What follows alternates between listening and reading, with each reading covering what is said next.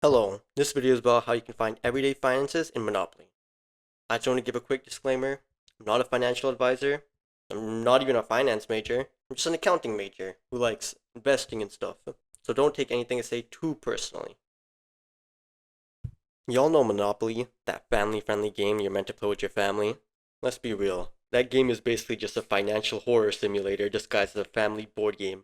You sit around thinking you're gonna have fun with your cousins, and one Monopoly game later, war ensues, and now you're questioning whether or not you have a family. Everything about that game is so annoying. The whole $200 for pass and go is just a scam.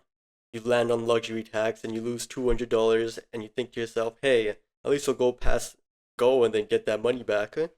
Next thing you know, you get a 6, pass go, and land on income tax and lose half of the $200 you just got. Stupid taxes. It's also so deceiving.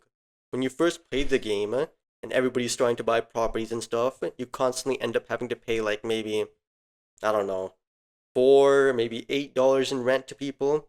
Initially it seems fine, it's only $4 to $8, but slowly that stuff adds up. It's like when you keep accepting free trials and the next thing you know, you're paying hundreds in random subscriptions that you don't even use. There's also always that random guy that becomes a railroads guy. Railroads, I don't even know who buys the railroads. They just suck. I don't even know why they're in the game, to be honest. In real life, at least railway stocks are like safe and they don't grow that much, but they have high dividend yields. Like, oh my god, man. The amount of luck that's involved in that game as well is so frustrating. You land a community chest or a chance space and you think, oh, maybe I'll get some cash or something, just like your cousin got. Nope, you're in prison now. Good luck getting out rolling your dice, trying to get a double because you're broke. It's just like real life. Some people win the lottery and other people's cars break down. Like, that's why we have to get our emergency funds, you know? During like the midpoint of the game, that's when the trading begins and everybody becomes so thirsty for the first set.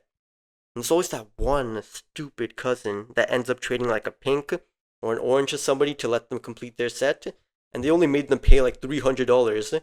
So that person still has like $1,000 to make all those hotels. These guys really need to learn about basic economics because, oh my god, man. All the hotels come in, and then at that point, you already know who the winners and the losers are going to be. And the railroads guy, that guy's definitely going to go around just being the rent boy, just feeding everybody with actual good, viable sets.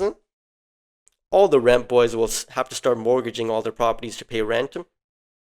And then only when those properties are mortgaged are the other people going to land on them, like, of course, because that's how the game works.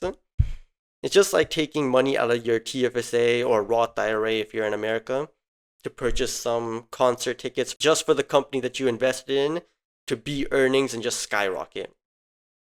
Mortgaging properties is just like a short-term solution, so they go bankrupt and it eventually becomes a 1v1 where one person might have like one set left and the other person has like the entire board. Don't y'all love capitalism? Finally, that one trooper lands on Boardwalk with a red hotel on it.